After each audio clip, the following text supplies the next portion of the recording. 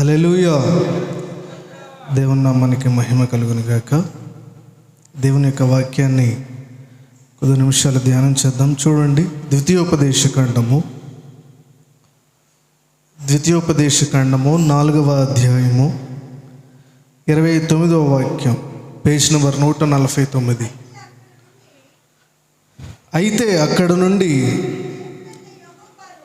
నీ దేవుడైన యెహోవాను మీరు వెదకిన ఎడల నీ పూర్ణ హృదయముతోనూ నీ పూర్ణ ఆత్మతోనూ వెదకున్నప్పుడు ఆయన నీకు ప్రత్యక్షమగను. చాలండి, ప్రార్థన చేసుకుందాం. పరిశుద్ధుడు అయిన తండ్రి, పరలోకమందున దేవా, నీ వందనాలు స్తోత్రాలు నాయనా. నీ బిడ్డలమైన మమ్మలను ప్రేమించి మరి ఒకసారి నీ మందిరములో ప్రవేశపెట్టిన విధానాన్ని బట్టి నేను మహింపరుస్తున్నాను నాయన. ఆరాధన ద్వారా మహిమ ఘనత ప్రభావాలు పొందుకున్నారని నమ్ముచున్నాను. నీ దాసునైన నేను నీ ప్రజలకు నీ వాక్యమును అందించడానికి నిలబడుచు ఉండగా నన్ను మరుగు చేసి నీ ఆత్మ ప్రత్యక్షతను అనుగ్రహించి బిడ్డలకు కావలసినటువంటి వాక్యాన్ని మీరు అందించమని ప్రార్థిస్తున్నాను ప్రభువా. దేవుని జీవాత్మ పరిశుద్ధాత్మ దేవుడా, నీ సన్నిధిని, నీ ప్రత్యక్షతను, నీ నడిపింపును ప్రభువా ఈ స్థలములో మీరు ఉంచి నీ వాక్యమును మహిమపరిచి ఘనపరిచి ప్రజలకు అర్థమవు రీతిగా మీరు మాట్లాడమని యేసుక్రీస్తు నామమున ప్రార్థిస్తున్నాను తండ్రి, ఆమేన్. మరొకసారి చదువుకుందాం. అయితే అక్కడ నుండి నీ దేవుడైన యెహోవాను మీరు వెదకిన ఎడల నీ పూర్ణ హృదయముతోనూ నీ పూర్ణ ఆత్మతోనూ వెదకున్నప్పుడు ఆయన నీకు ప్రత్యక్షమగును. చాలండి. ప్రియమైనటువంటి దేవుని బిడ్డలారా, చూడండి, ఇక్కడ 4వ అధ్యాయం ద్వితీయోపదేశకాండములో ఇక్కడ జరిగిన సంఘటన ఏంటంటే, మోషే అనేటువంటి నాయకుడు, ఇజ్రాయేల్ ప్రజలు నడిపించేటువంటి నాయకుడు, ఇంచుమించు 40 సంవత్సరాలు వారిని నడిపించి ఆ గమ్యం దగ్గరికి వచ్చిన తర్వాత తాను చనిపోయే పరిస్థితిలో ఇజ్రాయేల్ ప్రజలందరినీ దగ్గరికి పిలిచి వారితో మాట్లాడుతూ వారు బ్రతకడానికి కావలసినటువంటి కట్టడలు, శాసనాలు దేవుని ఆజ్ఞ ద్వారా పొందుకొని వారితో మాట్లాడుతూ ఏం చెప్పాడంటే, మీరు గనక మీ దేవుడైన యెహోవాని గనక అనుసరిస్తే మీ లైఫ్ ఇలా ఉంటుంది. లేదు అని మీరు గనక తిరగబడి ఆయన వాక్యాన్ని, ఆయన శాసనాలని, ఆజ్ఞలు గనక పెడచవను పెట్టి నడిస్తే మీ లైఫ్ ఇలా ఉంటుందని చెప్పి 2 ప్రక్కల జీవితం, మీ భవిష్యత్తు ఎలా ఉంటుందో అనేది ఈ మోషే ఇజ్రాయేలీ ప్రజలందరికీ చెప్పాడు. మీరు కనుక ఆయన శాసనాలు అనుసరించారనుకోండి, వాక్యాలు అనుసరించారనుకోండి, మీ భూమి మీకు ఫలిస్తుంది, మీ పిల్లలు మీ కనులెదుట ఉంటారు, మీరు ఆశీర్వదించబడతారు, పట్టణంలో దీవించబడతారు, పొలంలో దీవించబడతారు, మీరు చేసే ప్రయత్నం సఫలమవుతుంది, అన్ని ఆశీర్వాదాలు చెప్పిన తర్వాత మీరు గనక ఒకవేళ ఆయన ఆజ్ఞలు కనుక అనుసరించకుండా ఇష్టానుసారంగా జీవిస్తే దానికి మొత్తం వ్యతిరేకంగా శాపాలన్నీ మీ మీదకి వస్తాయి. అంటే మీరు ఏది చేసినా సక్సెస్ కాదు. మీ పిల్లలు మీ కళ్ళ ముందే చనిపోతారు. చనిపోవటం పక్కన నుంచితే ఆకలి తట్టుకోలేక, కరువు తట్టుకోలేక మీ పిల్లలను మీరే తినేసేటువంటి పరిస్థితులు రావడానికి నేనే అవకాశం ఇస్తానని చెప్పేసి దేవుడు మాట్లాడినట్లుగా మోషే వారితో మాట్లాడుతూ ఉన్నారు. చూడండి, మీరు దేవుని మాట ప్రకారం జీవిస్తేనేమో భూమి ఫలిస్తుంది. చాలా ఆశ్చర్యకరమైనటువంటి సంఘటన. మీరు కనుక ఆయన మాట నుండి తొలగిపోతే భూమి ఏమైపోద్ది? చవిటి పర్రగా మార్చబడిపోతుంది. అంటే చూడండి, సైంటిఫికల్గా లేకపోతే ఇంకో రకంగా మాట్లాడుకోవచ్చేమో కానీ భూమి ఫలించడం, ఫలించకపోవటం, భూమి ఎక్కువగా ఫలించడం లేకపోతే అసలు ఏమాత్రం ఫలించకోకుండా ఆ బ్యారన్గా ఆ చవిటి పర్రగా మార్చబడటం కూడా దేవుడు ఎవరికి అవకాశం ఇచ్చాడంటే ప్రజల యొక్క జీవితాలను బట్టే వారికి అవకాశం ఇచ్చాడు. దేవునికి స్తోత్రం, దేవునికి స్తోత్రం. వాళ్ళు ప్రవేశించే ముందు ఇజ్రాయేలీలు పాలుతెన్నలు ప్రవహించేటువంటి కనాను దేశాన్ని స్వతంత్రించుకునే ముందు ఆ దేశాన్ని గురించి దేవుడు ఏం చెప్పాడు? దానిలో రాగి తీయవచ్చును, అది మంచి దేశము, అక్కడ లోయలు, నీళ్లుంటాయి, గోధుమలు, యవలు, ద్రాక్ష చెట్లు, అంజూరపు చెట్లు ఫలిస్తాయి, కరువు అని అనకుండా నువ్వు భుజించే దేశము అని దాని గురించి చెప్పిన దేవుడు అదంతా నెరవేరుతానే ఉంటుంది నా వాగ్దానం అంతా. అయితే మీరు గనక నా మాట నుంచి తొలగిపోతే నేను ఏదైతే మీకు మంచి దేశం అని చెప్పానో ఆ మంచి దేశమే మీకు ఎలా మారిపోద్ది? చెడు దేశంగా మారిపోద్ది. మిమ్మల్ని భరిస్తున్నటువంటి ఆ దేశంలో మీరు గనక నా మాట వినకపోతే ఆ దేశం మిమ్మల్ని ఏం చేస్తుంది? వెళ్ళగొక్కుతుంది అని చెప్పి మోషే చనిపోయేటప్పుడు దేవుని వాక్యం పొందుకొని ప్రజలందరికీ చెప్పిన తర్వాత, ఈ విషయాలన్నీ చెప్పిన తర్వాత ఏం చెప్తా ఉన్నాడంటే 29వ వాక్యం చదవండి. అయితే అక్కడ నుండి నీ దేవుడైన యెహోవాను మీరు వెదకిన ఎడల, ఎక్కడ నుండి అనేటువంటి ఒక మాట మనకు అర్థం కావాలంటే, ప్రియమైనటువంటి దేవుని బిడ్డలారా, మనిషి తప్పు చేసిన తర్వాత గమనించండి, పాపం చేసిన తర్వాత దేవునికి విరోధంగా ఎప్పుడైతే మనిషి పాపం చేస్తాడో ఆ పాపానికి తగినటువంటి పనిష్మెంటు వస్తుంది కదా, వస్తుంది. మనం అనుకుంటాం అక్కడితో అయిపోయింది, ఇక తీర్పు వచ్చేసింది కదా, అక్కడితో అయిపోయింది అనుకుంటాం. కానీ దేవుని ప్రణాళిక అలా లేదు. దేవుడు ఏమైనా మాట్లాడుతూ ఉన్నాడంటే, మీ పాపం మూలముగా, మీ అవిధేయత మూలముగా మీరు ఎక్కడైతే పరిపోయారో, మీరు ఎక్కడైతే సొమ్మసిల్లిపోయారో, మీరు ఎక్కడైతే నాకు విరోధంగా తప్పు చేసి నా బంధాన్ని వద్దనుకొని నాకు విరోధంగా పాపం చేసి పతనా స్థితిలో జారిపోయారో, ఆ స్థితిలో ఉండి కూడా మీరు నన్ను జ్ఞాపకం చేసుకుంటే అని మాట్లాడుతూ ఉన్నాడు. దేవునికి స్తోత్రం, దేవునికి స్తోత్రం. ఎక్కడ నుండి అంట? అక్కడ నుండి. ఎక్కడ నుండి? పడిపోయిన స్థితిలో నుండి. ఎక్కడి నుండి అండి? వీళ్ళు ఆల్రెడీ పాపం చేశారు, శిక్ష వచ్చింది. ఎటువంటి శిక్ష తెలుసా? ఎటువంటి పనిష్మెంట్ అండి? తినటానికి ఆహారం లేక పిల్లల్ని చంపుకునేంత అంత కఠినమైనటువంటి పనిష్మెంటు. ఎంత పనిష్మెంట్ అంటే, సొంత ఊర్లో సొంత ఇంట్లో ఉండలేక ఎక్కడ ఉంటున్నారు వీళ్ళు? పరాయి దేశంలో రాజుల దగ్గర బానిసత్వంలో ఉంటున్నారండి వాగ్దాన ప్రజలు. దేవుడు అంటా ఉన్నాడు, అక్కడతో నేను ఆ ప్రణాళికలు అయిపోలేదు, కానీ అక్కడ గనక నీవు నన్ను జ్ఞాపకం చేసుకుంటే, దేవునికి స్తోత్రం, దేవునికి స్తోత్రం, అక్కడ గనక నీవు నన్ను చెప్పండి ఏం చేయాలట? 29వ వాక్యం చదవండి. అక్కడ నుండి నీ దేవుడైన యెహోవాను మీరు వెతికిన ఎడల, నీ పూర్ణ హృదయంతో నీ పూర్ణాత్మతో వెతికినప్పుడు ఆయన నీకు ప్రత్యక్షమగును. ఈ సంగతులన్నీ నీకు సంభవించిన తర్వాత నీకు బాధ కలుగునప్పుడు అంత్య దినములలో నీవు నీ దేవుడైన యెహోవా వైపు తిరిగి ఆయన మాట వినిన ఎడల చాలండి. దేవుడు మాట్లాడుతూ ఉన్నాడు మోషే ద్వారా. మోషే అంటూ ఉన్నాడు, ఇశ్రాయేలు ప్రజలారా, నాకు తెలుసు మీరు ఖచ్చితంగా దేవుణ్ణి విడిచిపెడతారని. నేను ఉండగానే, నేను బ్రతికుండగానే నా మీద తిరుగుబాటు చేసి, దేవుడి మీద తిరుగుబాటు చేసి, నా మీద రాళ్ళెత్తి నన్ను చంపడానికే ప్రయత్నం చేశారు. నేను చచ్చిపోయిన తర్వాత ఖచ్చితంగా మీరు తిరుగుబాటు చేస్తారు, మీరు పడిపోతారు. నాకు తెలుసు, మీ లైఫ్ నాకు తెలుసు, మీ విధానం, మీ స్వభావాలు నాకు తెలుసు. అయితే మీరు పడిపోయినప్పుడు అక్కడే ఉండి కుమిలిపోకుండా మీరు పూర్ణ హృదయంతో పూర్ణ ఆత్మతో దేవుణ్ణి వెదిగితే, బాధ కలుగునప్పుడు అంత్య దినములలో నీవు నీ దేవుడైన యెహోవా వైపు తిరిగి ఆయన మాట విని ఎడల. అంత్య దినాల్లో ఎవరి వైపు తిరగాలటండి? చెప్పాలి. ఎవరి వైపు తిరగాలట? ఎవరి వైపు తిరగాలి? దేవుని వైపు. దేవునికి స్తోత్రం చెప్పండి, దేవునికి స్తోత్రం. ఇప్పుడు అందరూ చెప్పలేదు అనుకోండి, లాస్ట్ వరుసలో నుంచోబెట్టి నుంచొని చెప్పాలి, ఓకేనా? ఎప్పుడు ఎవరిని లేపుతానో నాకే తెలియదు, కాబట్టి శ్రద్ధగా వినాలి. కాళ్ళు చాపుకొని అంటున్నారు, ఓకే, నో ప్రాబ్లం. ఎట్లన్నా వినండి, మీకు ఇష్టమైన యాంగిల్లో మీరు వినండి. వాక్యం కనుక వినలేదనుకోండి, నేను ఖచ్చితంగా చేయబెట్టే లేపుతాను. అక్క ఓకేనా? మీ లెగ్స్ జవాబు చెప్పాలి అందరిలో. చూడండి ప్రియమైనటువంటి దేవుని బిడ్డలారా, ఏమని రాయబడి ఉంది? బాధ కలుగునప్పుడు అంత్య దినములలో నీవు నీ దేవుడైన యెహోవా వైపు తిరిగి ఆయన మాట వినిన ఎడల నీ దేవుడైన యెహోవా కనికరము గల దేవుడు గనుక నిన్ను చెయ్యి విడువడు, నిన్ను నాశనం చేయడు, తాను నీ పితరులతో ప్రమాణం చేసిన నిబంధనను మర్చిపోడు. ఇక్కడ ఏమని మాట్లాడుతూ ఉన్నాడంటే, దేవుడు నీకు బాధ కలిగినప్పుడు అంత్య దినాలలో, అంత్య దినాలంటే ఏంటండి? మన జీవితాల్లో కొన్ని పరిస్థితులు వచ్చినప్పుడు ఇక నా పని అయిపోయింది అనుకుంటాం, ఇదే ఆఖరి దశ అనుకుంటాం.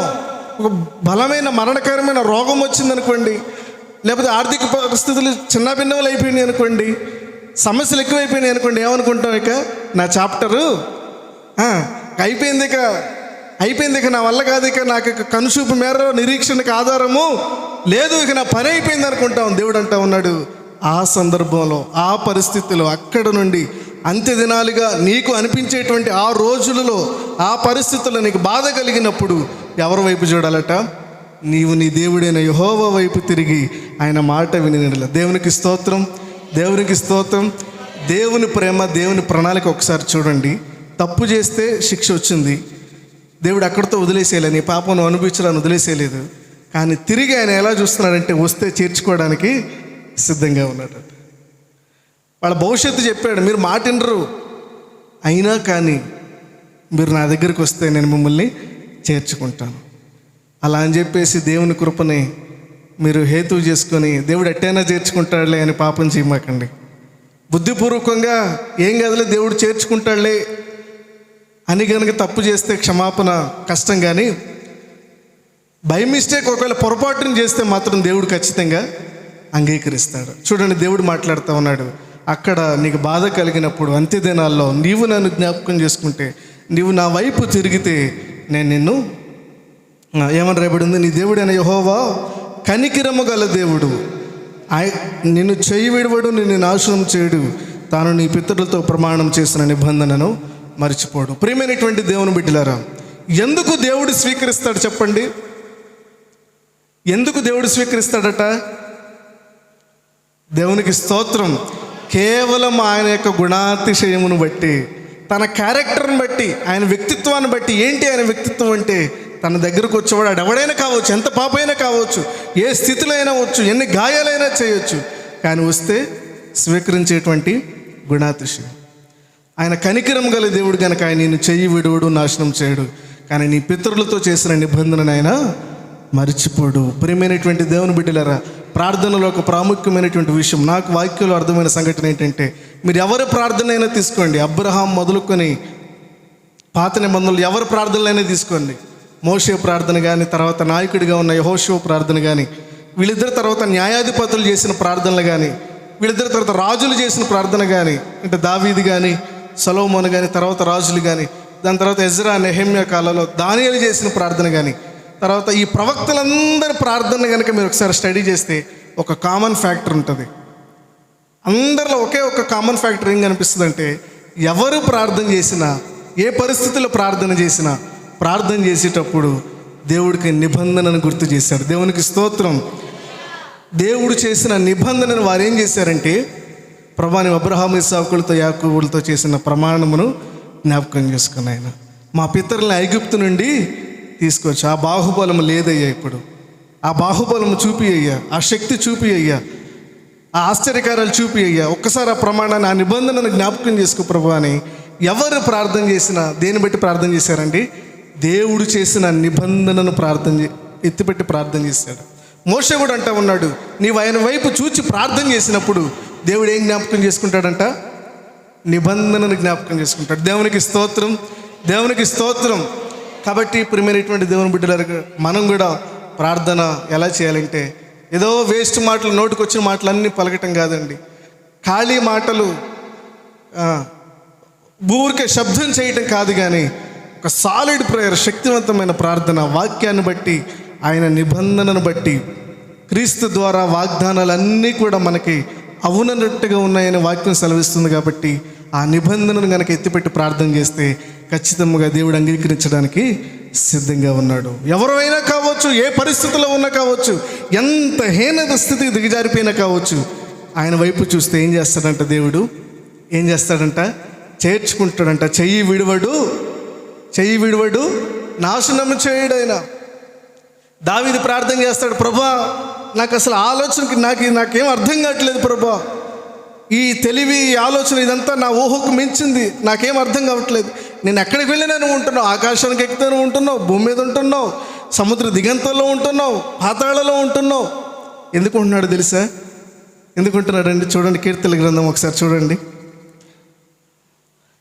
కీర్తనల గ్రంథం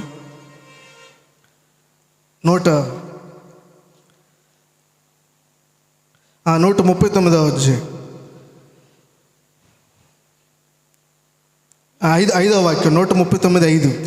వెనుకను ముందును నీవు నన్ను ఆవరించి ఉన్నావు, నీ చేయి నా మీద ఉంచి ఉన్నావు, ఇట్టి తెలివి నాకు మించినది, అది అగోచరము, నాకు అందదు. నీ ఆత్మయుద్ధ నుండి నేను ఎక్కడికి పోవదును, నీ సన్నిధి నుండి నేను ఎక్కడికి పారిపోవదును. నేను ఆకాశముకి ఎక్కినను నువ్వు అక్కడ ఉన్నావు, నేను పాతాళమందు పండుకొని నువ్వు అక్కడనూ ఉన్నావు. నేను వేకువ రెక్కలు కట్టుకొని సముద్ర దిగంతములో నివసించినను. 10వ వాక్యం అందరం కలిసి చదవండి. అక్కడ నీ చేయి నన్ను నడిపించును, నీ కుడి చేయి నన్ను పట్టుకొనును. దేవునికి స్తోత్రం, దేవునికి స్తోత్రం. అంధకారము నన్ను మరుగు చేయును, నాకు కలుగు వెలుగు రాత్రి వల్ల ఉండును అని నేను అనుకుని ఎడల చీకటి నేను నాకు చీకటి కాకపోవును, రాత్రి పగటి వల్లే నీకు వెలుగుగా ఉండును. చూడండి, దావీదు అంటా ఉన్నాడు, ప్రభువా నేను ఎక్కడున్నా, ఏ స్థితిలో ఉన్నా, ఏ స్థాయిలోకి దిగజారిపోయినా, నా పరిస్థితి ఎలాగున్నా కానీ, ఉన్నత స్థితిలో ఉన్నా, పడిపోయే స్థితిలో ఉన్నా, సముద్ర దిగంతాల్లో ఉన్నా కానీ నీవు మాత్రము నన్ను వెంబడిస్తూనే ఉంటావు. ఎందుకంట 10వ వాక్యం చదవండి. ఎందుకంటే అక్కడ నుండి పట్టుకొని నడిపించడానికి. దేవునికి స్తోత్రం. అయితే నడిపించబడాలంటే మోషే ఏమని మాట్లాడుతూ ఉన్నాడు? ఆయన వైపు చూచి ఆయనను వెదకాలి. దేవునికి స్తోత్రం. మనం ఏం చేస్తామంటే అందరిని వెతుకుతామండి, ఉన్న అవకాశాలన్నీ ఎదుగుతాం. అందరిని వెతికిన తర్వాత ఎక్కడ సహాయం లేకపోతే అప్పుడు దేవుడికి వస్తాం.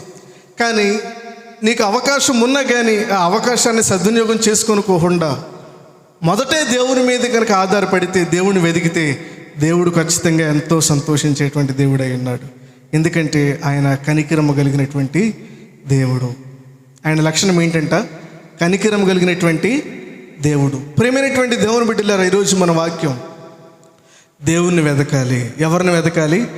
దేవుణ్ణి వెతకాలి. అన్ని పరిస్థితులలో దేవుణ్ణి వెతకాలి. ఏ పరిస్థితుల్లో ఉన్నా దేవుణ్ణి వెతికితే దేవుడు ఖచ్చితంగా ప్రత్యక్షం అవుతాడు, ఖచ్చితంగా విడిపిస్తాడు. దేవుణ్ణి వెతకకుండా మనుషుల మీద ఆధారపడిన వారిని దేవుడు ఏం చేశాడన్న విషయాన్ని వాక్యంలో నుండి ఒకసారి మనం పరిశీలన చేద్దాం. చూడండి, దినవృత్తాంతముల గ్రంథము 2వ దినవృత్తాంతములు 370 పేజ్. ఆసా అనేటువంటి ఒక రాజు గురించి మనం పరిశీలన చేద్దాం. 2వ దినవృత్తాంతములు 14వ అధ్యాయం 7వ వాక్యం.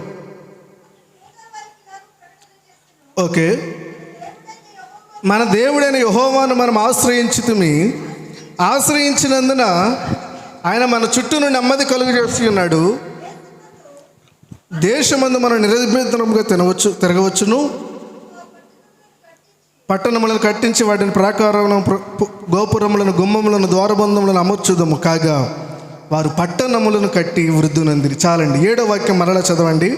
మన దేవుడైన యెహోవాను మనము ఆశ్రయించినందున ఆయన మన చుట్టూ నెమ్మది కలిగజేసి ఉన్నాడు. అది ఒకసారి అండర్లైన్ చేసుకోండి. ఆశ్రయించినందున ఆయన మన చుట్టూ నెమ్మది. దేవుడు ఎప్పుడు నెమ్మది కలిగజేసాడట తన ప్రజలకి? చెప్పాలి. ఎప్పుడు నెమ్మది కలిగజేసాడట? దేవుణ్ణి ఆశ్రయించినప్పుడు. ఎప్పుడు నెమ్మది ఇచ్చాడంటమ్మా? దేవుణ్ణి ఆశ్రయించినప్పుడు నెమ్మది ఇచ్చాడట. నెమ్మది ఇచ్చినప్పుడు ఈ రాజు కాలంలో వారు పట్టణాలు కట్టారండి. ఇల్లులు కట్టుకోవటం కాదు. ఆ దేశ ప్రజలందరూ గొప్ప గొప్ప పట్టణాలు వారు నిర్మించగలిగారు. అయితే అక్కడ ఏం జరిగిందంటే, కొద్ది దినాలు అయిన తర్వాత యుద్ధం వచ్చింది. వారి సైన్యం ఎంత ఉందంటే చూడండి, 8వ వాక్యం. ఆ కాలమున డాళ్లను ఈటలను పట్టుకొను 3 లక్షల మంది యూదావారు కేడములు ధరించి విల్లువేయి 2,80,000 మంది బెన్యామీనులను కూడిన సైన్యం ఆసాకుండను. వీరందరూ పరాక్రమశాలులై ఉండిరి. ఈ ఆసా అనే రాజుకి సైన్యం ఎంతమంది అండి? 5,80,000 మంది సైన్యం. అయితే జరిగిన సంఘటన ఏంటంటే 9వ వాక్యం చదవండి. కూషుయుడైన జరహు వారి మీద దండెత్తి 1,000 సైన్యమును 300 రథములను కూర్చుకొని బయలుదేరి వచ్చాడట. ఎంతమంది సైన్యాన్ని తీసుకుని వచ్చాడట? 1,000 మంది అంటే ఎంతమంది చెప్పండి? 10 లక్షలు కదా. 10 లక్షల మంది సైన్యాన్ని తీసుకొని ఎవరి మీదకి వచ్చాడు?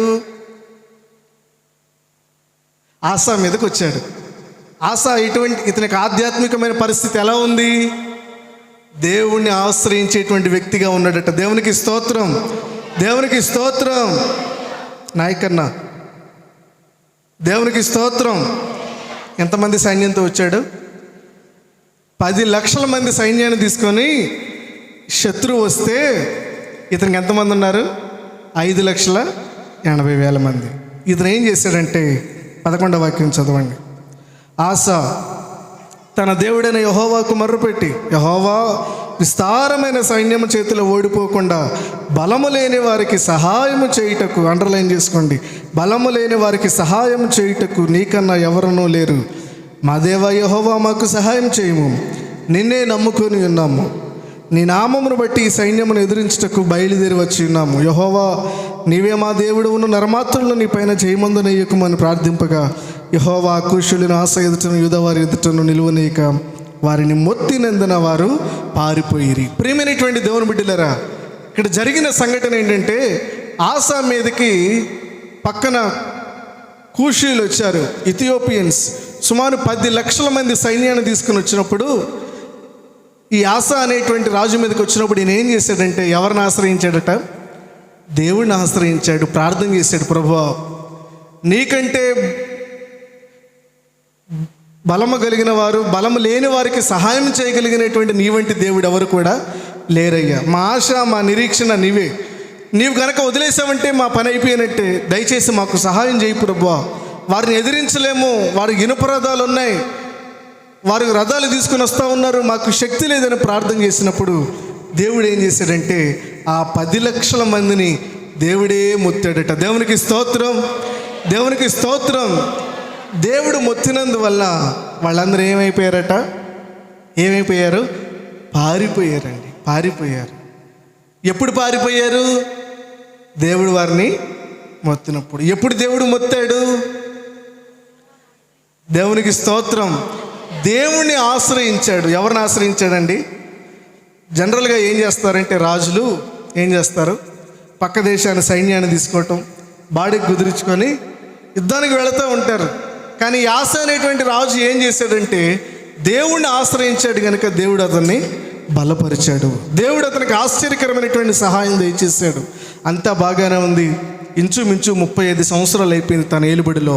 గమనించండి, ఇక్కడ యుద్ధానికి వచ్చారు కానీ యుద్ధం జరగలేదు. యుద్ధం జరిగిందా? చాలా జాగ్రత్తగా గుర్తుపెట్టుకోండి.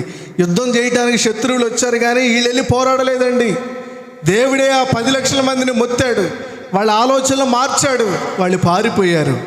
పారిపోయిన తర్వాత ఇంచుమించు ఇంకొక 20 సంవత్సరాలు, మొత్తం 35 సంవత్సరాల వరకు తన యొక్క దేశంలో యుద్ధం అనేది లేకుండా దేవుడు ఆసాని కాపాడుతూ వచ్చారట. దేవునికి స్తోత్రం, దేవునికి స్తోత్రం, హల్లెలూయా. ఎన్ని సంవత్సరాలట? 35 సంవత్సరాలు ఒక రాజుకి యుద్ధం లేకుండా, ఏమి లేకుండా ఏమండి సైలెంట్గా ఉన్నారట. ఎన్ని సంవత్సరాలు? 35 సంవత్సరాలు. అయితే 35 సంవత్సరాల తర్వాత ఒక సంఘటన జరిగిందండి. అక్కడ ఏం జరిగిందంటే చూడండి, 16వ అధ్యాయం. ఆసా ఏలుబడి యందు 36వ సంవత్సరమున ఇజ్రాయేలు రాజు అయిన బయేషా యూదా వారి మీద దండెత్తి బయలుదేరి యూదా రాజు అయిన ఆసా యుద్ధకు రాకపోకలు జరిగింపకుండానట్లు రామాను కట్టింపగా, ఆసా యెహోవా మందిరమందు రాజనగరునందరూ ఉన్న బొక్క సొమ్ములను, వెండి బంగారములను తీసి దమస్కులో నివాసము చేసి సిరియా రాజుకు బెన్హదదు వద్దకు దూతల చేత పంపించి, నా తండ్రికి నేను నీ తండ్రికి కలిగి ఉన్నట్లు నాకును నీకును సంధి కలిగి ఉన్నది, వెండిని బంగారమును నీకు పంపి ఉన్నాను. ఇజ్రాయేలీ రాజు అయిన బయేషా నన్ను విడిచి అవతలికి పోవనట్లు నీవు అతనితో చేసి ఉన్న సంధిని, పార్ట్నర్షిప్ని భంగం చేయమని వర్తమానం చేశాను. చూడండి ప్రియమైనటువంటి దేవుని బిడ్డలారా, 35 సంవత్సరాలు దేశంలో యుద్ధం లేకుండా నెమ్మదిగా ఉందండి. ఒక 3 యవనస్తులు రండి, ఒకసారి రండి, రండి నుంచోండి ఒకసారి. రాకేష్ దా, ఇక్కడ రా, కెమెరా వద్దులే, దా ఇక్కడ నుంచి. ప్రియమైనటువంటి దేవుని బిడ్డలారా చూడండి, ఇక్కడ ఈ ఆసా అనేటువంటి రాజు ఎవరి మీద యుద్ధం చేశాడండి? యుద్ధం చేశాడా? యుద్ధానికి వచ్చారు కానీ దేవుడిని ఆశ్రయించడం వల్ల ఏం జరిగింది? దేవుడు మొత్తేసేపటికి 10 లక్షల మంది ఏమైపోయారు? పారిపోయారు. అయితే ఒక రోజు వచ్చిన తర్వాత అతనికి ఏం జరిగిందంటే, ఇతను ఆసా అనే రాజు అనుకోండి, వద్దులే నువ్వు దేవుడి మీద అనుకోవు, నువ్వు ఇట్రా, నువ్వు కూడా అనుకోవు, కానీ తప్పని పరిస్థితి. ఇతను ఆసా అనేటువంటి రాజు అండి. ఇతను 35 సంవత్సరాలు చాలా చక్కగా, చాలా మంచిగా బ్రతికాడు. ఏ యుద్ధం లేదు. ఇతనికి యుద్ధం వచ్చింది. ఎవరితో యుద్ధం వచ్చిందంటే ఈ ఇజ్రాయేలీ రాజుతో యుద్ధం వచ్చింది. ఎవరైనా ఇజ్రాయేల్. ఈ ఆసా ఎవరు? యూదా రాజు ఎవరండి? యోధారాజు. ఈయనతో యుద్ధం వచ్చింది. నువ్వు ఎలా మాకు యుద్ధం వచ్చింది నీకు కాకు. ఈయనతో యుద్ధం వచ్చింది. ఈ యోధారాజుకి ఇజ్రాయేల్ రాజుతో యుద్ధం వచ్చింది. అయితే ఈయన అవుట్ ఆఫ్ క్యాండిడేట్, వీళ్ళిద్దరు దేవుని ప్రజలు, ఆయన ఎక్స్ట్రా క్యాండిడేట్. కొద్దిసేపు చూడండి, ఇతను ఎవరు? సిరియా రాజు. ఇతను ఎవరండి? సిరియా రాజు. అయితే ఇక్కడ జరిగినటువంటి సంఘటన ఏంటంటే, ప్రియమైనటువంటి దేవుని బట్టి మంచిగా నుంచి రాజులు మంచిగా ఏంది అది సైనికుడి నుంచి మంచిగా నుంచి చూడండి. ప్రియమైనటువంటి దేవుని బిడ్డలారా, ఈ రాజుతో యుద్ధం వచ్చింది. ఇక్కడ లాజిక్ ఏంటంటే, వీళ్ళిద్దరు ఫ్రెండ్స్. హక్ చేసుకోండి ఒకసారి, మీరు చేతులు వేసుకోండి, చేతులు పట్టుకోండి. వీళ్ళిద్దరు ఎవరండి? ఫ్రెండ్స్. అయితే ఇప్పుడు ఈ రాజు భయపడిపోయాడు యుద్ధం చేయటానికి. ఎందుకు భయపడిపోయాడంటే, ఈయన ఎంతమంది ఉన్నారు? ఈయన ఒక్కడే కదా. అక్కడ ఎంతమంది? ఇతను వెళ్ళి వాళ్ళతో యుద్ధం చేయాలంటే ఇద్దరు రాజులు ఉన్నారు, నేను జయించలేను అని చెప్పేసి ఇతను సొంత జ్ఞానం ఆలోచించాడు. ఏం చేశాడు? సొంత తలంపు. అంతకు మునుపు యుద్ధం వస్తే ఏం జరిగింది? దేవుణ్ణి వేడుకున్నాడు. యుద్ధం లేకోకుండానే దేవుడు ఏం చేశాడు? శత్రువులు మొత్తి పంపించేశాడు. ఇప్పుడు ఏం చేశాడంటే, ఇతను తెలివిగా ఏం చేశాడంటే, ఇప్పుడు ఈ రాజుని కొట్టాలంటే ముందు వాళ్ళ పార్ట్నర్షిప్ని చెడగొట్టాలి. వాళ్ళిద్దరి మధ్యన కాంట్రాక్ట్ని కనుక క్యాన్సిల్ చేస్తే వేరైపోతే ఇటు బలహీనుడు అయిపోతాడు, నేను వెళ్ళి ఈజీగా అటాక్ చేయొచ్చు అని చెప్పేసి ఇతను ఈ సిరియా రాజుకి వర్తమానం పంపాడు. ఎవరికి పంపాడు? ఎవరు పంపారు? ఆశ. ఈ మంచి రాజుగారు ఎవరిని ఆశ్రయించుకోకుండా, దేవుడిని ప్రార్థన చేయకుండా ఎవరి మీద మనసు పెట్టుకున్నాడు? ఇతను అంటున్నాడు, అయ్యా మా నాన్నగారికి మీ నాన్నగారికి చాలా మంచి రిలేషన్ ఉంది, ఫ్యామిలీ ఫ్రెండ్స్, జనరేషన్స్ నుంచి తరతరాల నుంచి స్నేహం ఉంది. ఈయన చూస్తేనేమో ఎవరు? ఇజ్రాయేల్ రాజు నా మీద యుద్ధంకి వస్తున్నాడు, నా ట్రాన్సాక్షన్స్, నా లావాదేవీలు, నా వ్యాపారం జరగకోకుండా ఆయన దేశానికి నా దేశానికి మధ్యలో ఒక గోడ కట్టేస్తున్నాడు. ఆ గోడ కడితే నా ఎకానమీ అంతా పడిపోద్ది, నా దేశం పాడైపోద్ది, ఆహారం దొరకదు. కాబట్టి అతనితో యుద్ధం చేద్దామంటేనే నువ్వు అతనితో కలిసి ఉన్నావు కాబట్టి నేను ఆలోచించాల్సి వస్తుంది. దయచేసి నేను నీకు బంగారం ఇస్తాను, నీకు వెండి ఇస్తానని చెప్పేసి దేవుని మందిరంలో, జాగ్రత్తగా గమనించండి, దేవుని మందిరంలో దేవుని పరిచర్య కొరకు వాడాల్సినటువంటి బంగారం అంతా తీసి సొంత ఆలోచనతో ఏం చేశాడంటే మన సారికి పంపించాడంటే. ఎవరికి? సిరియా రాజుకి. ఎందుకని? వీళ్ళిద్దరు కనుక క్యాన్సిల్ అయిపోతే ఈ రాజు ఈజీగా ఏమండి ఓకే ఫార్మల్ లాంగ్వేజ్ వచ్చేస్తుంది అనుకోండి, ఈజీగా కొట్టేయగలడని. ప్రియమైనటువంటి దేవుడు, అసలు ఇతను చేయాల్సిన పని ఏంటి? ఏం చేయాలి? అంతకుముందు ఏం చేశాడు?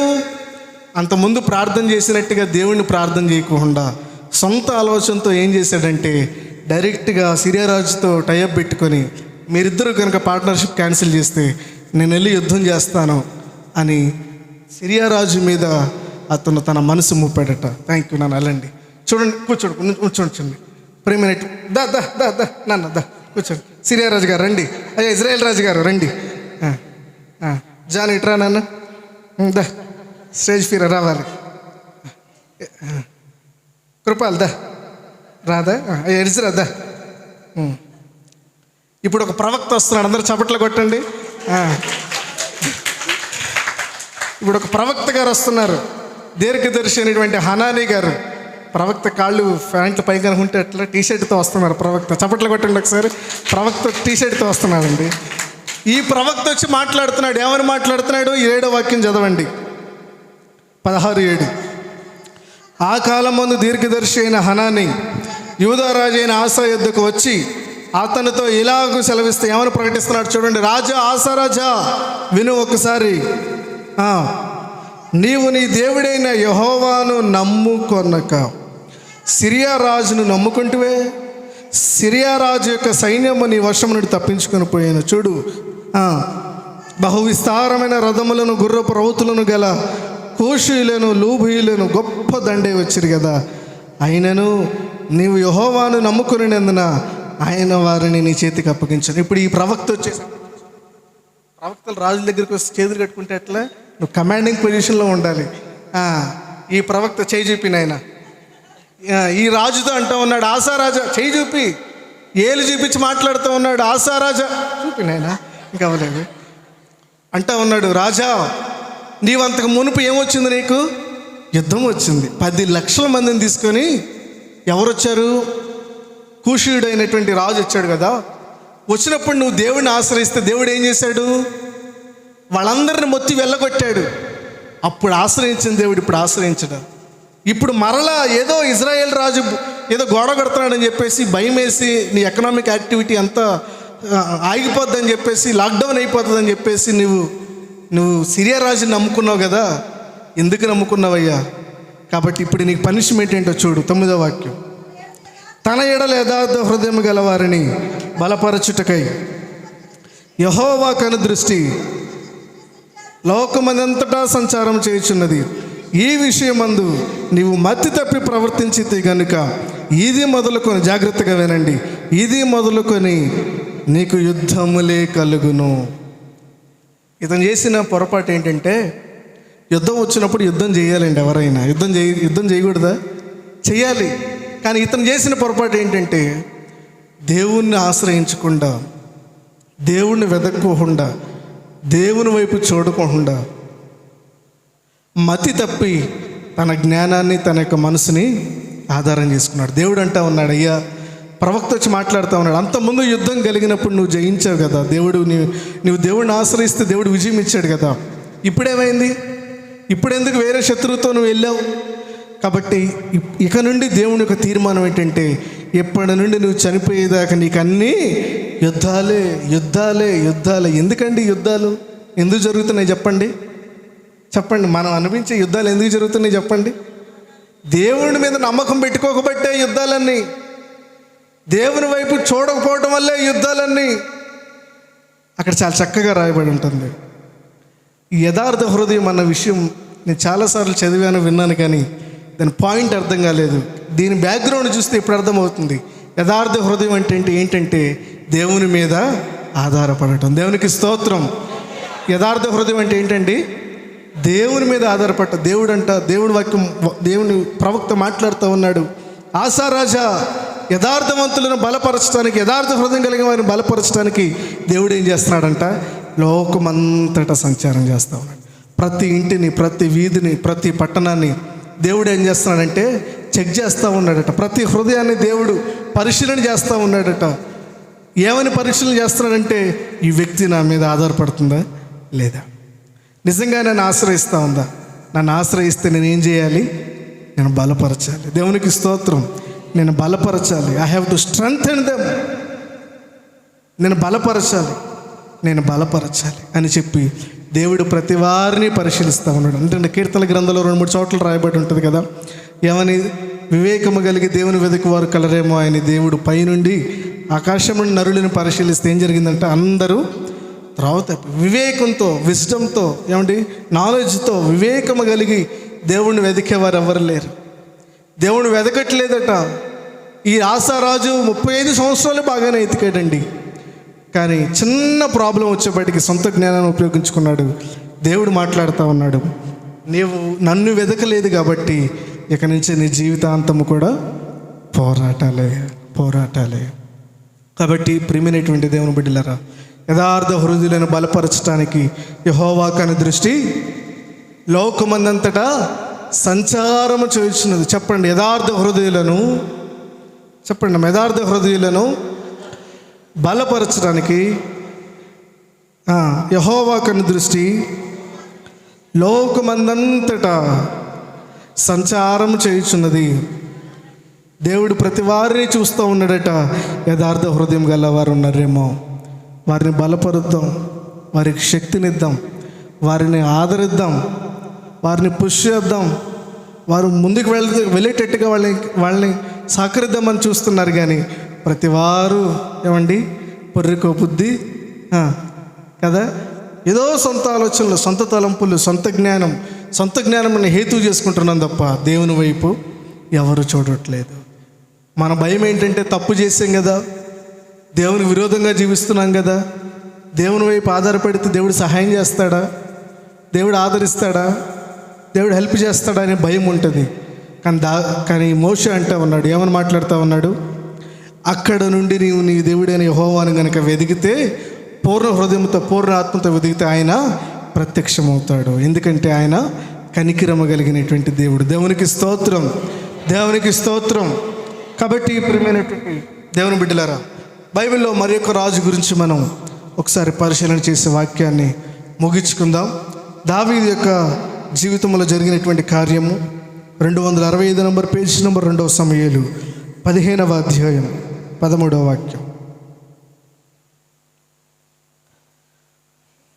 ఇశ్రాయేలీలు అబ్షాలోము పక్షం వహించరని దావీదునకు వర్తమానం రాగా, దావీదు యెరూషలేము నందున్న తన సేవకులందరికీ ఇలాగ ఆజ్ఞ ఇచ్చాను, అబ్షాలోము చేతుల నుండి మనం తప్పించుకుని రక్షణను అందలేము, మనం పారిపోదాము రండి. చాలండి. ప్రియమైనటువంటి దేవుని బిడ్డలు ఇక్కడ గమనించండి, రాజు అయినటువంటి దావీదు మీదకి అబ్షాలోము సొంత కుమారుడే ఏం చేశాడండి? ఎదురు తిరిగాడు. ప్రపంచాన్ని గడగడలాడించాడు. సిరియా దేశాన్ని, అమాలేకుల్ని, అందరినీ, మోయాబీలు అందరినీ ఏమంటే వాళ్ళ గుదికాలు నరాన్ని తెగ్గొట్టారు, రంపులతో కోయించాడు, గొడ్డోళ్లతో తుత్తునీలుగా నరికాడు. విపరీతమైన యుద్ధాలు చేసి జయించాడు.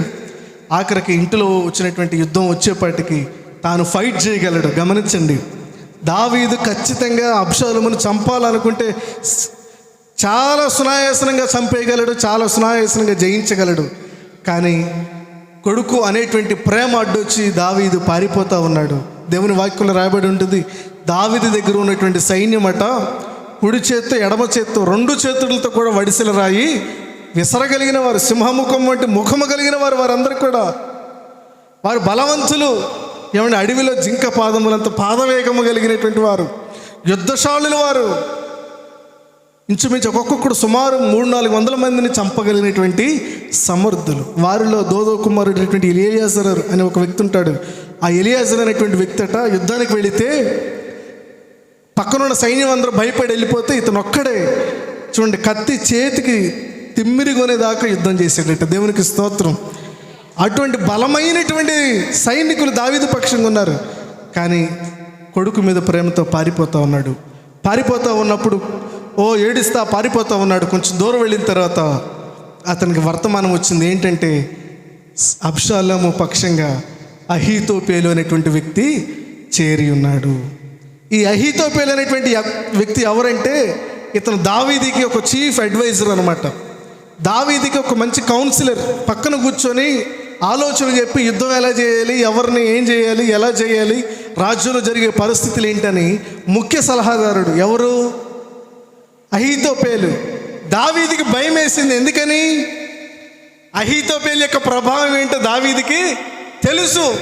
ఈ అహీతోపేలు కనుక దావీదు అబ్షాలోము దగ్గర ఉంటే ఖచ్చితంగా నా కొడుకు చెడిపోతాడు, నా కొడుకు పాడైపోతాడు, నా కొడుకు పరిస్థితి ఏమవుతుందో అని చెప్పేసి భయపడిపోయి ముందుకు వెళ్ళిపోతూ ఉన్నాడు.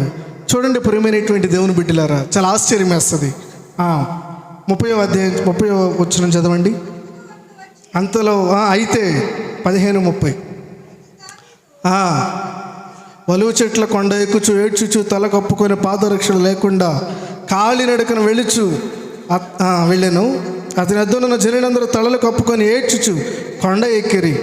అంతలో ఒకడు వచ్చి అబ్షాలోము చేసిన కుట్రలో అహీతోపేలు చేరి ఉన్నాడని దావీదునకు తెలియజేయగా, దావీదు యెహోవా అహీతోపేలు యొక్క ఆలోచన చెడగొట్టమని ప్రార్థన చేస్తాను. దేవునికి స్తోత్రం చెప్పండి. దేవునికి స్తోత్రం. ఎంత గొప్ప ప్రార్థన అండి. ఎప్పుడైనా ప్రార్థన చేశారా? ఇట్లా మీరు ఎప్పుడైనా ప్రార్థన చేశారా? మీ భర్తో లేకపోతే భార్యనో త్రాగుబోతులో, తిరిగిబోతులో, తిట్టుబోతులో ఏదో అయ్యి దేవునికి విరోధంగా జీవిస్తూ ఉన్నప్పుడు, ప్రభువా వారిని పట్టి పీడిస్తున్నటువంటి దురాత్మను తొలగించు ప్రభువా అని ప్రార్థన చేశారా? లేకపోతే వాళ్ళు మార్చు ప్రభు, మార్చు ప్రభు, మార్చు ప్రభు అని ప్రార్థన చేశారా? దావీదు ఏమని ప్రార్థన చేశాడంట? ఎంత విశ్వాసం అండి దేవుడి మీద కదా! అసలు ఎంత మెచ్యూరిటీ, ఎంత పరిపక్వమైనటువంటి జీవితం అండి. దావీదు ప్రార్థన చేస్తున్నాడు, ప్రభువా అహీతోపేలు ఎంత శక్తిమంతుడో నాకు తెలుసు. ఎందుకంటే వాడు ఒకప్పుడు నా దగ్గర కూడా వాడు చీఫ్ కౌన్సిలరే, రాజ్యంలో ప్రముఖమైనటువంటి వ్యక్తి, సామాన్యుడు కాదు. దేవుని వాక్యంలో రాయబడి ఉంటుంది, ఆడి కనుక ఒక ఆలోచన చెప్తే ఎలా ఉంటుందంట? దేవుడి దగ్గర విచారణ చేసి చెప్పిన ఆలోచనలాగా ఉంటుందంట. అంత పవర్ఫుల్గా, అంత లాజికల్గా, అంత కన్విన్సింగ్గా ఉంటుంది అహీతోపేలు చెప్పేటువంటి ఏ ఆలోచన అయినా కానీ. అతడు అబ్షాలోము పక్షం వహించడం తెలిసినప్పుడు దావీదు ఏం చేస్తున్నాడంటే, దేవా అహీతోపేలు యొక్క ఆలోచన చెడగొట్టం. గమనించండి, అహీతోపేలు చంపు ప్రభు అని ప్రార్థన చేయాలి. మనం ఏం చేస్తాం ప్రార్థన? చెప్పండి, మనం ఏం చేస్తాం? చంపటం కాదండి, ముందు వాడిని పట్టి పీడించేటువంటి దురాత్మని బంధించాలి. దేవునికి స్తోత్రం. మీరు ఏది బంధిస్తే అది బంధించబడుతుంది. వాళ్ళ మీద వీళ్ళ మీద కాదండి, ముందు ఆత్మ సంబంధంగా పోరాడితే వాడిని జయిస్తే ఆటోమేటిక్గా మనిషి ఏమైపోతాడు? సిట్రేట్ అయిపోతాడు అంతే. కొంత పిల్లల విషయంలో చాలా బాధపడిపోతూ ఉంటారు. ఏం అవసరం లేదు, నువ్వు ప్రార్థన చేయి ప్రభా, వాడిని పట్టి పీడిస్తున్న దురాత్మల్ని లయపరచు ప్రభాని. ఖచ్చితంగా వాడు ఏమండి మారిపోతాడు అంతే. దావీదు ప్రార్థన చేస్తాడు, దావీదు యొక్క విశ్వాసం. ఇప్పుడు దావీదుకి అక్కడ ఆప్షన్ లేదు. ఆప్షన్ ఏమైనా ఉందా? ఏమి లేదు అక్కడ. ఒకటే ఆలోచన, దేవుడే చేయాలి, ఏది చేసినా దేవుడే చేస్తాడు కూడా అని నమ్మాడు. దేవా అహీతోపేలు యొక్క ఆలోచన చెడగొట్టు ప్రభు అని ప్రార్థన చేశాడు. వెంటనే రిప్లై చూడండి, 32వ వాక్యం. దేవుని ఆరాధించు స్థలము ఇట కొండ మీద ఉండెను. వారు అచ్చటికి రాగా అర్కీడైన హూషై పై వస్త్రములు చింపుకొని తల మీద ధూళి పోసుకొని వచ్చి రాజును దర్శనం చేశాను. రాజు, నువ్వు నాతో కూడా వచ్చిన నాకు భారముగా ఉంది అయ్యా, దయచేసి నువ్వు పట్టణానికి వెళ్ళిపో. రాజా, ఇంతవరకు నీ తండ్రికి నేను సేవ చేసినట్లు నీకు నేను సేవ చేసేది నేను అబ్షాలోముతో చెప్పిన ఎడల నీవు నా పక్షపు వాడవయ్యండి అహీతోపేలు యొక్క ఆలోచన చెడగొట్టదు. చూడండి, ఇక్కడ జరిగినటువంటి సంఘటన ఏంటంటే, ప్రార్థన చేశాడు దేవుడు. వెంటనే ద్వారం తెరిచి ఒక మనిషిని చూపించాడు. వెంటనే అన్నాడు, అయ్యా నువ్వు దయచేసి నా కొడుకు దగ్గరికి వెళ్ళిపోయి నా కొడుకు దగ్గరికి వెళ్ళు. నమ్మండి నిన్ను అబ్షాలోము, నువ్వు దావీదు మనిషి కదా, నా దగ్గరికి వచ్చావేంటి అంటాడు.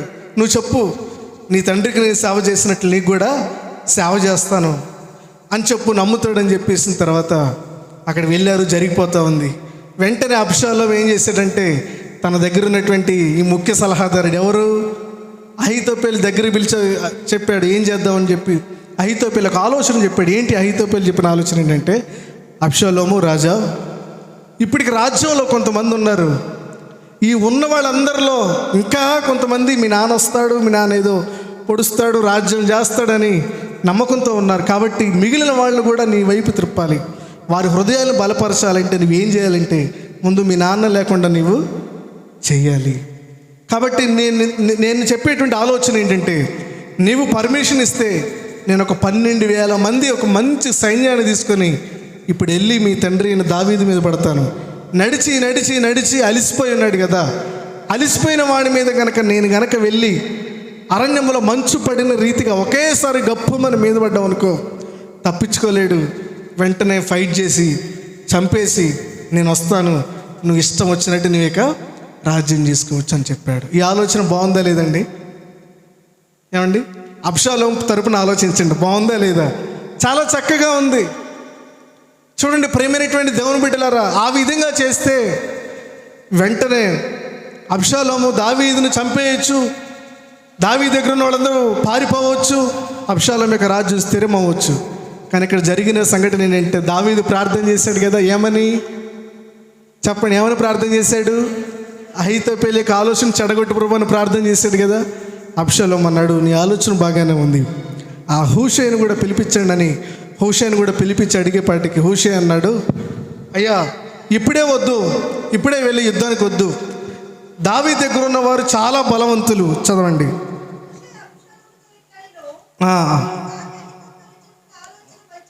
ఓకే, నీ తండ్రి అతని పక్షమున ఉన్నవారు మహాబలాఢ్యులను, అడవిలో పిల్లలను పోగొట్టుకుని ఎలుగుబంట్ల వంటి వారై రేగిన మనసుతో ఉన్నారని నీకు తెలియను. మరి నీ తండ్రి యుద్ధమందు ప్రవీణుడు, అతడు జనులతో కూడా బస చేయుడు, అతడేదో ఒక గుహమందు ఏ స్థలమందు దాగి ఉండును. కాబట్టి నీ వారిలో కొందరు యుద్ధారంభమందు కూలగా జనులు రండని. ఓకే, అబ్షాలోం పక్షమున ఉన్నవారు ఓడిపోయిరని చెప్పుకొందరు. నీ తండ్రి మహాబలాఢ్యుడనియు అతని పక్షపోరు ధైర్యవంతులనియు ఇజ్రాయేలీలందరూ ఎరుగుదురు గనుక సింహపు గుండె వంటి గుండె గలవారు సహితము దివిలొందుదురు. కాబట్టి నా ఆలోచన ఏమనగా, దాని నుండి బయర్షెబ వరకు లెక్కకు సముద్రపు ఇసుక రేణువులంత విస్తారముగా ఇశ్రాయేలీయులందరినీ నలుదిశలు నీ యొద్దకు సమకూర్చి నువ్వు స్వయముగా యుద్ధమునకు పోవలెను. చాలండి. చూడండి ప్రియమైనటువంటి దేవుని బిడ్డలారా, ఒకడేమో ఇప్పుడే వెళ్ళి అటాక్ చేసేద్దాం అలిసిపోయి ఉన్నాడని మాట్లాడాడు. ఇంకొకటి ఇచ్చేటువంటి ఆలోచన ఎట్లా ఉంది, కొంచెం టైం తీసుకుందాం అనేటువంటి ఆలోచన ఉంది. గమనించండి, అలిసిపోయిన వాడి మీదకి వెంటనే వెళ్ళి అటాక్ చేయటం ఈజీయా, లేకపోతే వాడికి రెస్ట్ ఇచ్చి అటాక్ చేయటం ఈజీయా? అలిసిపోయిన వాడి మీదకి వెళ్తే ఏం ఫైట్ చేస్తాడండి? చేయగలడా? అప్పటికే దావీదు పక్కన ఉన్న వాళ్ళందరూ నడిచి నడిచి నడిచి నడిచి ఏమండి అలిసిపోయి పాప నీరసపడిపోయి ఉన్నారు. అహీతోపెలు వెళ్ళి అటాక్ చేద్దాం అన్నాడు, కానీ హూషై అన్నాడు ఇప్పుడే వద్దయ్యా, కొంచెం టైం తీసుకుందాం. తీసుకొని రాజ్యంలో ఉన్న వాళ్ళందరినీ బయలుదేరి తీసుకుని వెళదాం, నువ్వు కూడా యుద్ధానికి రావాలని అన్నాడట. దేవుని యొక్క వాక్యంలో ఏమని రాయబడి ఉందంటే, చూడండి ప్రియమైనటువంటి దేవుని బిడ్డలారా,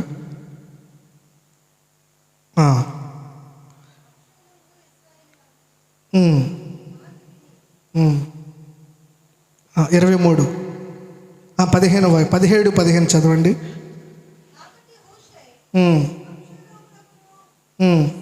సరే 14 లాస్ట్ అని చదవండి. అబ్షాలోము ఇశ్రాయేలీయులందరూ నీ మాట విని అర్కీయుడైన హూషై చెప్పిన ఆలోచన అహీతోపెలు చెప్పిన దానికంటే యుక్తమని ఒప్పుకొనిరి. ఏలయనగా యెహోవా అబ్షాలోము మీదికి ఉపద్రవమును రప్పింపగలనందులకై అహీతోపెలు చెప్పిన యుక్తిగల ఆలోచనను వ్యర్థము చేయ నిశ్చయించి ఉండెను. వాళ్ళిద్దరిలో ఎవరి ఆలోచన బాగుందండి యుద్ధానికి వెళ్ళటానికి?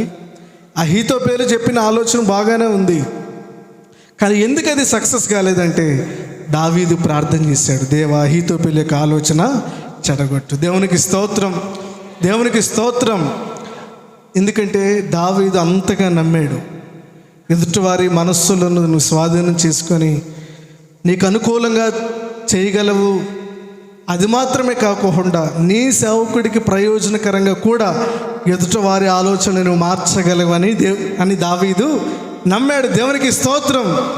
దావీదు దేవుడు మేలు చేస్తాడని మాత్రమే నమ్మలేదండి, దేవుడు సహాయం చేస్తాడని మాత్రమే నమ్మలేదు, ఎదుటివారి ఆలోచనలు కూడా తనకు అనుకూలంగా దేవుడు మార్చగలడని నమ్మాడు. అంతగా దేవుడు నమ్మాడు. అందుకని దేవుడు అన్నాడు, నా చిత్తానుసారమైనటువంటి హృదయం కలిగిన మనుషుని నేను కనుగొని ఉన్నాను. దేవునికి స్తోత్రం. ఎటువంటి హృదయం అట? చిత్తానుసారమైనటువంటి హృదయం. ఎందుకు ఆ మాట అన్నాడంటే, దావీదు యొక్క జీవితాన్ని పరిశీలన చేస్తే ప్రతి సందర్భంలో కూడా దావీదు ఎవరి మీద ఆధారపడ్డాడు? దేవుని మీద ఆధారపడ్డాడు. నాకు ఆశ్చర్యం వేస్తుంది, కీర్తనలు చదువుతూ ఉన్నప్పుడు ఇంటి బయట ఉండి దోయేగు ఇంటి బయట ఉండి ఇంక కొంతమంది చంపడానికి వస్తే లోపలుండి కీర్తనలు రాశాడంటండి. దేవునికి స్తోత్రం, దేవునికి స్తోత్రం. ఎంత ఆధ్యాత్మిక పరిపక్వత, ఎంతగా దేవుని మీద ఆధారపడ్డాడండి, ఎంతగా నమ్మాడు. ఆ కీర్తనలో ఊరికనే రాశాడు. కీర్తనలు చదవటం కాదు, దాని ముందు ఉపోద్ఘాతం కూడా చదవండి. సొక్కి సోలిపోయిన రాడు కీర్తన రాశాడు, భయం వచ్చినప్పుడు కీర్తన రాశాడు, పాటలు రాసుకున్నాడు, దేవుని మీద ఆధారపడ్డాడు. ఎంతగా ఆధారపడ్డాడంటే సౌలు చనిపోయిన తర్వాత రాజుగా ఉండవలసినటువంటి దావీదు ఆ అవకాశం వస్తే వెళ్ళి రాజ్య పరిపాలన చేయలేదండి, రాజ్య పరిపాలన చేయలేదు. చేశాడా? వెంటనే దేవుని దగ్గర ప్రార్థన చేశాడు, ప్రభువా నన్ను వెళ్ళమంటావా వద్దంటావా? దేవునికి స్తోత్రం, దేవునికి స్తోత్రం.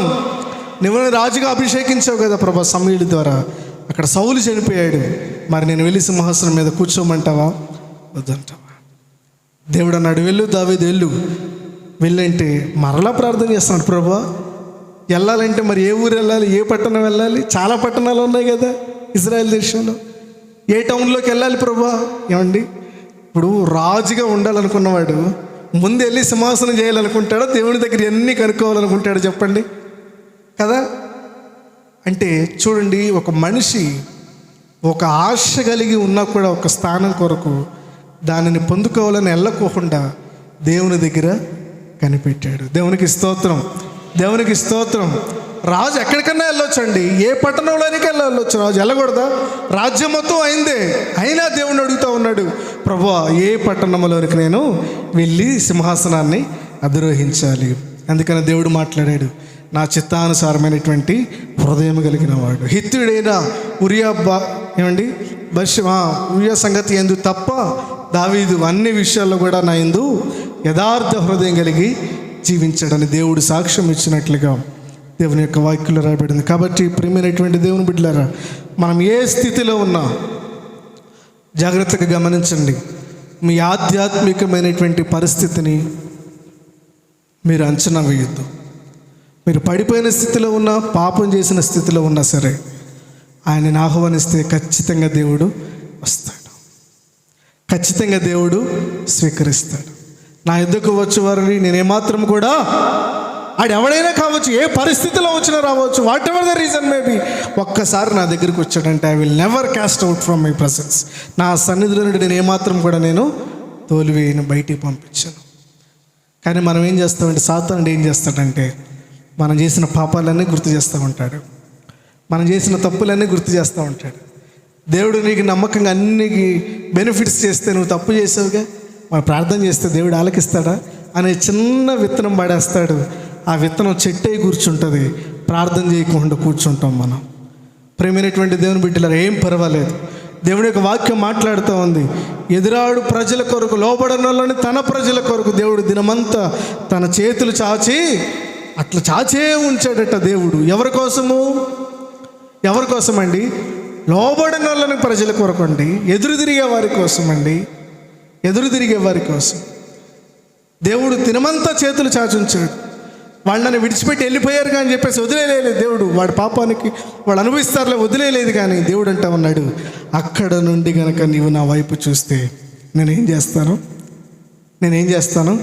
కనికరం కలిగినటువంటి దేవుడు కనుక నేను నిన్ను చెయ్యి పట్టుకొని నేను నిన్ను లేవనెత్తుతాను. దేవునికి స్తోత్రం. టైం అయిపోయింది. దేవునికి స్తోత్రం.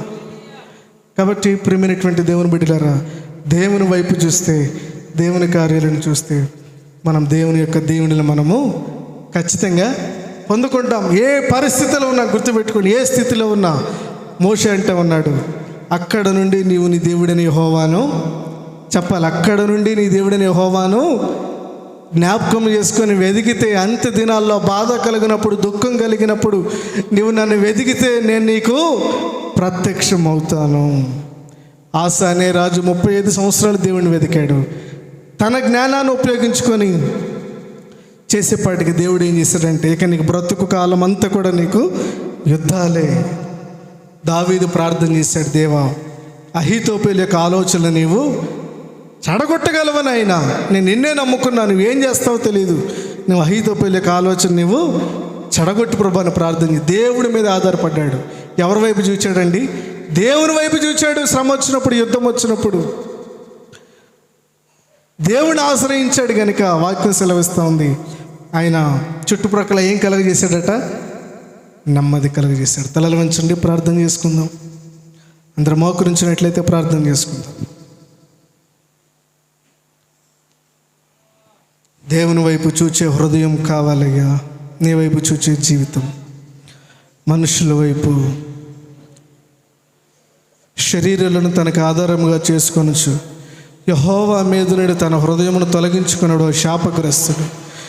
శరీరాలనే ఆధారం చేసుకున్నావు నాయనా. వాళ్ళైతే ప్రయోజనం చేస్తారు. దేవుడంటే ఎప్పుడు ప్రార్థనలకు ఇస్తాడో, ఎప్పుడు జవాబిస్తాడో, ఎంత టైం పడుతుందో అదంతా యాడ్ చేద్దాం. మనుషులైతే వెంటనే సహాయం చేస్తారు కదా అని చెప్పేసి అనుకున్నాము. నాయన క్షమించండి.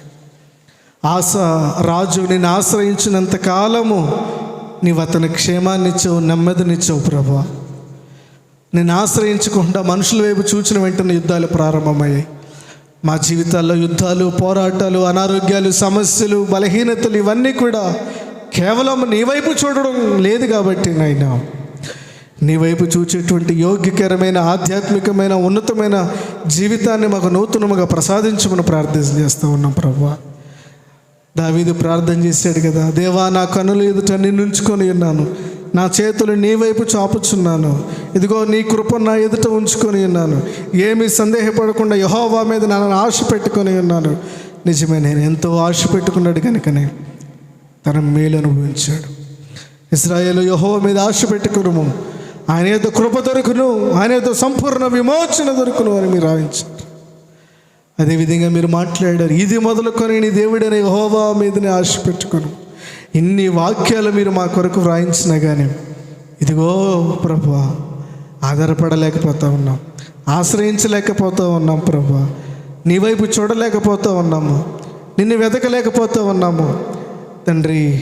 ఈ భయంకరమైనటువంటి మానవ సంబంధమైనటువంటి స్వబుద్ధిని ఇదిగో దేవా, స్వబుద్ధి, ఆలోచన, స్వచింత ఇదంతా కూడా తీసేసి నీ మీద హృదయపూర్వకంగా అనుకునేటువంటి యోగ్యకరమైన ధన్యకరమైన జీవితం మా అందరికీ అనుగ్రహించి మమ్మల్ని దీవించి బలపరచుమని యేసుక్రీస్తు పరిశుద్ధ నామమున ప్రార్థిస్తున్నాం తండ్రి. ఆమేన్, ఆమేన్.